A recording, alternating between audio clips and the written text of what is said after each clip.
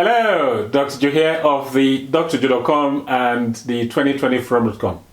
In today's video, I want to talk to you guys about something, a habit of ours, a regular habit of ours that we do subconsciously, and it adversely affects our weight management. And this is an offshoot of last week's video, and it has to do with how we consume certain foods that lead to blood sugar spikes and insulin spikes, and obviously that affects our weight management.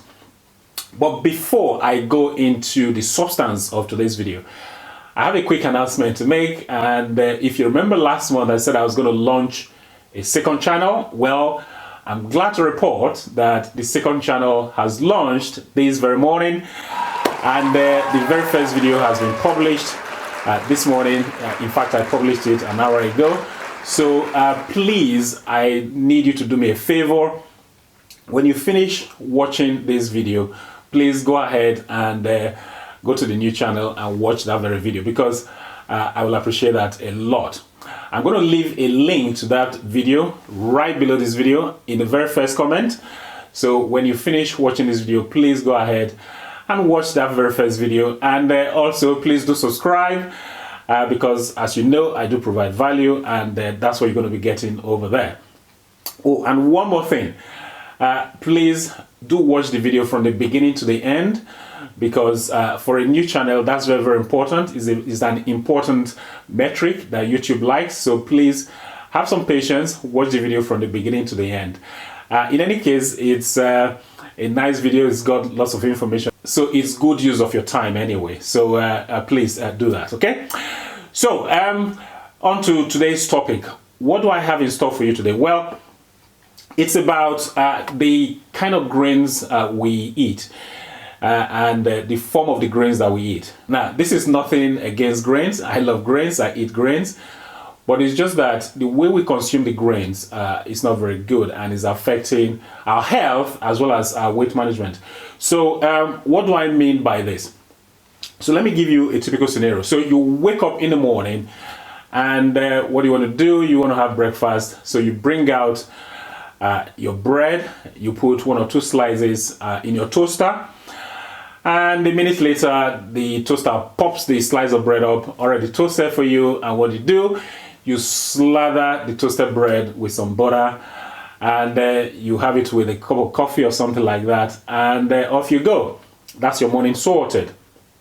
And then come the afternoon, you feel like, oh, you need some pizza. You go ahead, buy pizza. You might have 1, 2, or 3 slices of the pizza. You feel okay with yourself. It's yummy.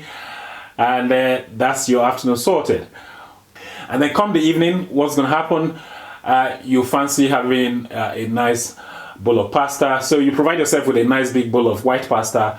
And then you slather it as well with some nice cheese. And by the way, cheese is a high-calorie food with lots of saturated fat. And on top of that, you having white pasta that is also high-calorie. So, and then when dinner is over, you say, well, I fancy a bit of dessert. What do you have for dessert? Well, you provide yourself with a nice cake. So, what's gone wrong here?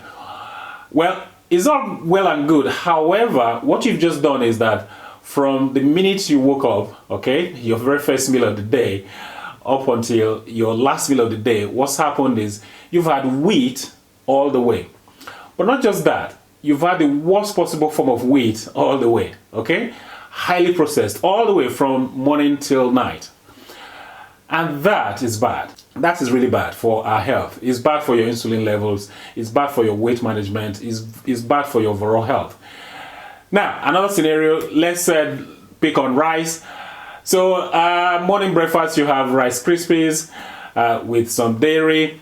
And then come the afternoon, you say, well, I fancy having some rice flapjacks. And you're not going to have the rice flapjacks all on their own. You're probably going to have some cheese on it as well. And then come the evening, you fancy having a nice big bowl of white rice. Easily satisfying, yummy. And then when you're done with that, you say, well, actually, I fancy a bit of dessert. What happens then? You prepare yourself a nice rice pudding. So what's happened there? You've had rice as well, all the way from the minute you woke up until the night time. And you've had rice in its worst possible form, okay? There's nothing wrong with eating rice.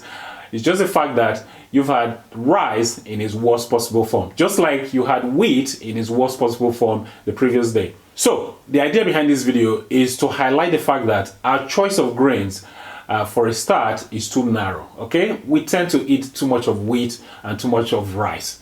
Secondly, we are eating the wheat and the rice in their worst possible forms several times a day. And because these worst possible forms of the rice and the wheat are highly processed, it means they're easily digestible. And easily digestible means they form the simple sugars, and that will lead to quick rise in blood sugar levels and a corresponding insulin spike. And then, of course, all the problems that I talked about last week, which affects our weight management as well as our overall health. So the point I'm making is that, of course, you can have wheat-based foods. You can also have rice-based foods.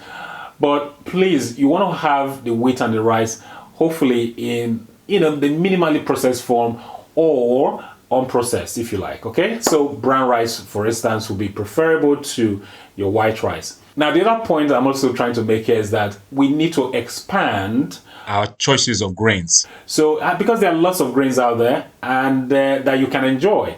So I would rather we expand our choices of grains. So for instance, I've got some examples here. How about, buckwheat, okay? You can have buckwheat. It's a very nice grain. And here's another one, rye, okay? Here's rye, okay? It's a nice grain that you can have as well. Here's another one. This is millet, okay? Millet, you can also have that, okay? What else we got? Quinoa, okay? Quinoa, you can have quinoa. Nice grain as well, and is also quite satisfying. What else? Of course, you are familiar with our regular oats, okay? This is fairly common. But the point of the matter is that we need to expand our choices of grains. And when we do this, we'll be doing our health a lot of good. And in fact, a lot of these grains that I've just pointed out here, there are others. The beauty of them is that you tend to have them available in their unprocessed forms. And that's good because they are whole foods. And I would rather you consume whole grains as opposed to the processed forms of the grains, because the processed forms are bad for our health and we should strive to avoid consuming the processed forms of those grains, okay? I wanted to point out the fact that A, we need to expand our choices of grains, and B, we should be eating whole grains, instead of consuming the grains in their worst possible form. And by that, I'm referring to the highly processed forms of those grains, okay? Oh, by the way, do not forget to go check the new channel. Just a reminder, go ahead, check the new channel. The link is going to be in the very first comment below this very video. Click on the link and go watch the very first video. And also, do me a favor, subscribe as well and watch the entire video, please. So hopefully you got some value from this video. If you did, please give the video a thumbs up. Please like the video. If you got any questions regarding this very video, go ahead and leave your questions down below. Or if you got any other comments, leave your comments down below. I think that's about it. Until next time, well, this is Dr. Joe signing out.